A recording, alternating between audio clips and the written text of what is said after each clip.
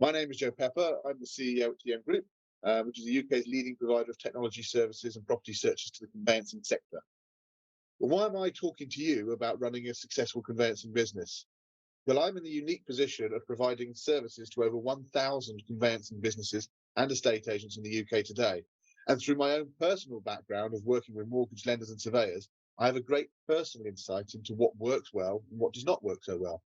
More importantly than that, we've just completed our third annual State of the Industry survey, in which over 850 property professionals, the majority of which were conveyancers, provided us with their views as to what was working well and what was not.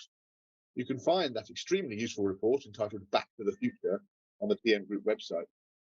Now, in my experience, conveyancers are time poor, so I'm not going to take up too much of your valuable time now, and I'm going to keep this TED talk short and make just 3 recommendations that you listen to. If it prompts questions, please don't hesitate to get in contact. My details are on the TM Group website. Point 1, put people at the heart of your strategy.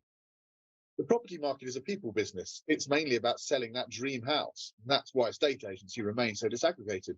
Despite the best endeavours of some, you cannot clone good people. But you can encourage them to stay, and importantly, to stay connected to the business. Conveyancing is about people, people with expertise, people who know where to go to get the information that they need to progress that sale, people who simply know how to get a matter resolved without having to take up the valuable time of others to ask. And it's extraordinary effort of those people that help the conveyancing industry deal with the peak in demand we all saw in 2021. There is a problem. People are leaving this industry in increasing numbers. The standout fact from our recent survey was that a third of conveyancers intend to leave the industry in the next 5 years, and that's irrespective of their age. A significant number intend to leave within the next 12 months. Why? The firms are simply not investing in their people. They're not addressing their concerns. Part of it drives some of the other points I'll come on to shortly, but much of it can be categorized as conveyancers not feeling as valued as they once did. 57% of conveyancers in our report stated they had not benefited from any significant initiatives to support their well-being. Listening to employees, regularly communicating with them, responding to their requirements, and bringing them on your long-term journey is the key to retaining good conveyancers.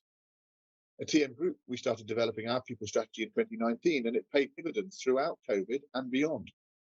Over the past 3 years, we've invested in our people and a strategy of well-being, and that has enabled us to improve our employee engagement to levels which have seen us ranked as a top 50 company in the UK to work for, and saw us win the Outstanding Employee Experience Award at the British Conveyancing Awards last year. Crucially, though, this has seen us halve attrition, halve sickness, and halve time to recruit. If you've got a motivated and experienced team, you don't lose expertise, you gain it. Little things make a big difference. We reviewed our long service awards in light of the changing way in which people tend to look at employment, offering small incentives to those who stay even for just 1 or 3 years. And it helps people focus on goals which are more obtainable earlier in their career. We created and trained a team of mental health first aiders who are not only there for people when called upon, but actively reach out to colleagues to build a strong relationship based on trust and backed up by additional levels of ongoing support when required. And all of this creates a positive environment, and that is valued by our employees. The marginal productivity gains that sometimes people spend far too long looking for elsewhere can be blown out of the water by having a motivated and engaged team. The most successful conveyancing businesses over the coming years will be those that retain and attract the best people. And firms that can showcase a highly engaged, happy, and motivated group of people today will find the recruitment of the best new people tomorrow easier than most. Point 2, give your people the right tools with which to do the job. Well, leading on from what I was saying about people being at the heart of your strategy, you need to make sure they've got the right tools to do the job. What worked in the past doesn't necessarily make it fit for now or for the future. I think you might be wondering if this is a sales pitch from technology guys, but I promise it's not. I know what a massively difficult market this is to leverage technology into, and there simply is no silver bullet out there because workflow in this market is so entwined with other parties, both in terms of the conveyancers, but also in terms of agents and brokers and lenders and surveyors. Our survey showed that outside of people and the wider economy, the biggest expectation of conveyancers is they need to be given the right tools to make their lives easier. 2 biggest desires are for more digitization and for better communication and collaboration with other professionals in the process. How do you do that? by making your suppliers work for you. There are plenty of tools available on the market. They primarily seek to only deal with one element of the process, and all too often firms are trying to fit a star-shaped problem into a square box. We all know the value of workflow software, but if it forces you to behave in one particular way, and it takes the choice away from people, and does the opposite of helping them to complete the task in hand. Flexibility is key here, and that means ensuring that your software is free to talk to other software. APIs or integration, as they're more commonly known, are not new things. We use them in our technology at TM Group, both for internal work and on external products. The amazing thing to me is that so many firms seem to be unable to get their suppliers to use them. But your suppliers work for you, especially case management systems. You need to tell them that you expect them to integrate with your other suppliers in the market and not, as I have quite shockingly witnessed on more than one occasion, dictate to you who they will or will not integrate with. The example we've got within TM is that we developed our own workflow platform called TM Comet, which is effectively our case management system. It allocates all work being processed within the group and ensures that nothing is missed and that the right tasks are completed by the people with the right skills to complete them. By integrating that with all the other tools, however, that people need to use, we've created a single unified platform from which all of our core tasks can be completed. And we can measure our performance around that, which aligns with both our internal culture and our values, and has contributed to enhancing our ongoing reputation for delivering outstanding service to our customers. And of course, that delivered growth year on year. Point 3, sell on your value, not on your price. For me, this is crucial.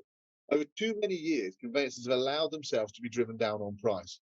And what each conveyancer offers is a different service and a different experience. It's true that most home movers are interested in moving into their dream house, not about which conveyancers they want to contract with.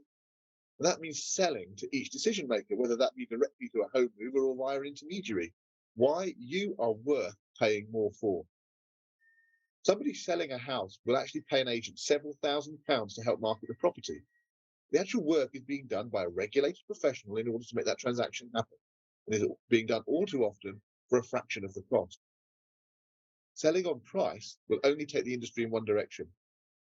I recall a former chief surveyor of a major lender berating his network of surveying contractors because when he asked them to pitch for a new line of more complicated work, they all came back with a price that was lower than that they paid currently for a simpler task. You need to sell on what makes you different. The great fear of many is that having seen their dream house, they may end up losing it. So help them move quickly. Start processes which can be run in parallel as soon as possible. Take control of the move and ensure that you communicate updates effectively into all parties. In a recent survey that we carried out for home movers who use our Mio app, only 17% said that they chose the conveyancer with the lowest fee. So there's plenty of opportunity to sell on value.